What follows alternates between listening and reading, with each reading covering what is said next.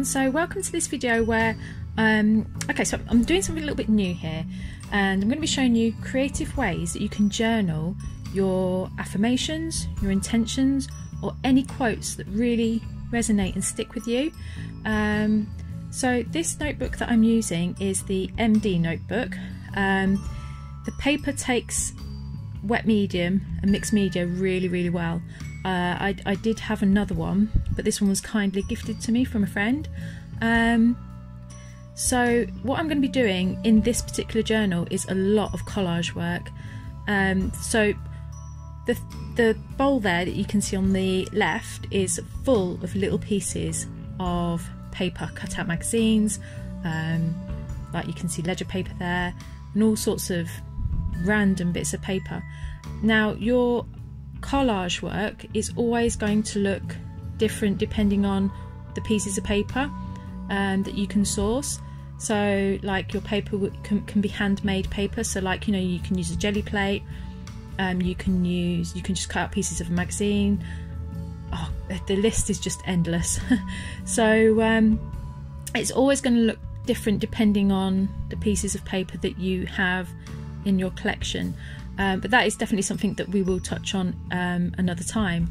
But in this video I just wanted to show you how you can use this really therapeutic and creative way to create beautiful pages where you can leave a space for both for the date and for your affirmation, your quote, or your intention. Now this is absolutely perfect because it is such a meditative, relaxing experience. Now I'm trying to think, I think this took me just over half an hour. It doesn't have to take you a long time, but at the same time, don't rush it. And also you can go back to it.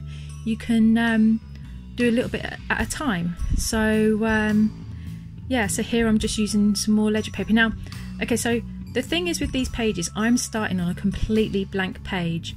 It would have helped if I'd made perhaps a few marks on the page, because I found that I had to fill in a lot of gaps, which is fine. I knew that I had to do that, but what I'll probably do is like use the other pages as something to sort of, you know, when you wipe perhaps some paint or something from another project onto like a towel or waste paper, you could actually do that in these pages, and then that will give you something to, like a springboard, something to so you're not faced with a completely empty page basically. So what I did was I used a piece of pattern paper which I did some artwork on, stuck it right in the middle, to sort of create that feeling of, okay, the page isn't blank anymore, I've got somewhere to start. And then you'll see I start by, once I've done that, I start by putting pieces around that image, but I didn't want to overdo it with colour, so it's just one page full of colour. I needed that balance of white space and to break up the colourful pieces, the marks and everything, yeah, break them up into sort of like separate places, if that makes sense. So okay, so you'll see in the top left and bottom right, those pieces of ledger paper I'm leaving blank. Now the top left will be where I stamp my date, and the bottom right, and you need to, when you're doing something like this, you need to have in your mind from practically the beginning, when you start into collage, you need to know where you're going to put your quote, so you'll leave it blank. And remember, if you're going to be writing on that, then you'll need to make sure you don't get any glue on there, because your pen won't be able to write over it. If it does, obviously it's not an issue, you could always write it out on a separate piece of paper and then stick that down. So, you know, there's room for error, there's room for mistakes with this. It's all about having fun. When you're sat there and you're moving the pieces around, like I'm doing with this one, as you move it around, you think, does it go there? Like, this is a perfect example. I was thinking, wondering, you know, does that go there? Do I like it there? Yeah, and just having to play around. And I wasn't being too fussy with it. I was just making sure that I didn't stop for too long. I didn't overthink it or think for too long about it. So yeah, Here's this, I really wanted something to balance out the colour, and what's it called, like a neutral, and cardboard is really good for that, or masking tape, or again the ledger paper. Just having a play around here with these bits. So and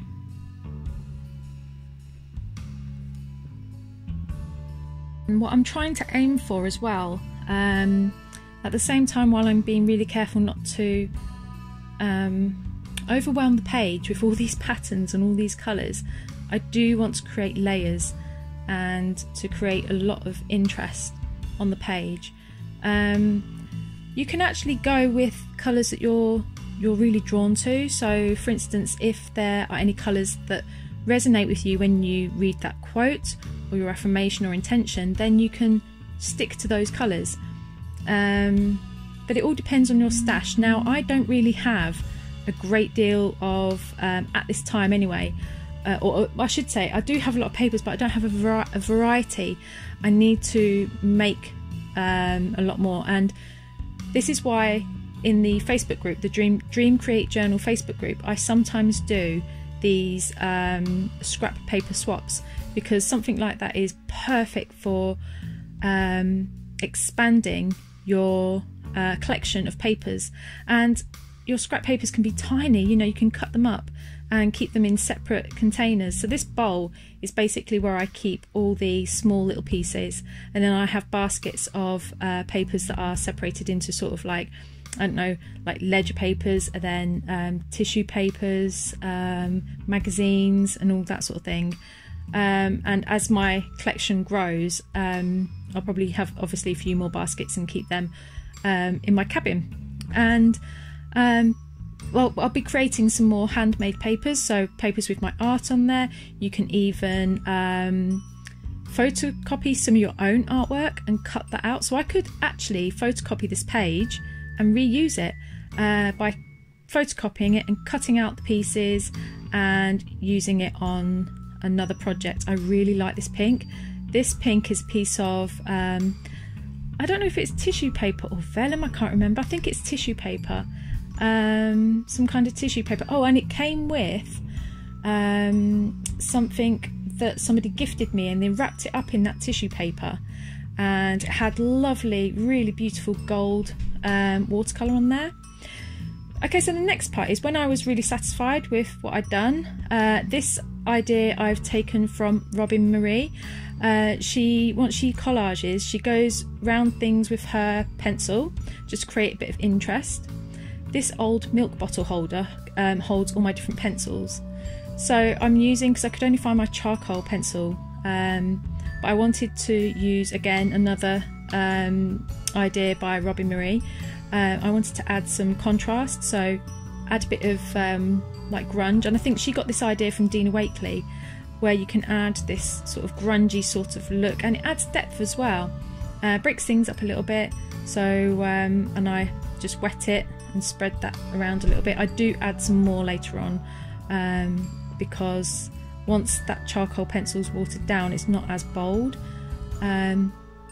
This paint is an acrylic paint I'm just testing, because my sister actually makes these and sells these, and it's a new acrylic paint that is food grade. So I thought, oh, I'll give it a quick test. I've got to do another video on it to sort of really trial these. But yeah, it's food grade paint, and it's this isn't an ad or anything, but her company is Tinyland, and she actually makes all these products for children, like paints, Play-Doh and things, and they are food grade, so they're perfectly safe and they're non-toxic. So yeah, so I added some white, and that adds again more interest and more sort of more white space. And then I go back to the scraps and I think, do I need to add anything else? And I felt that I needed to add just some tiny little pieces, because I felt like that bottom left was a bit, both actually bottom and top left were a bit too I don't know, too blank. So again, I come back in with the charcoal and I just keep working with it. I just keep going and keep going until I'm really happy with it. and I just outline the text there. So I'm kind of new to, I'm not new to mark making, but with this I'm new to mark making, and I thought, well, I'll give it a go because I didn't want to ruin it. So I got my fountain pen and I made a few marks on there, and I didn't want to overdo it, so I just really just left it at that. So yeah, next what I'll be doing, which is off camera, is stamping the date on the top left, and then I will add my quote. For this page I've done a quote. I'll add a quote at the bottom right. So thank you so much for watching. I hope this has given you plenty of ideas, and yeah, if you have any questions, just pop them below. Thank you so much for watching. Take care. Bye.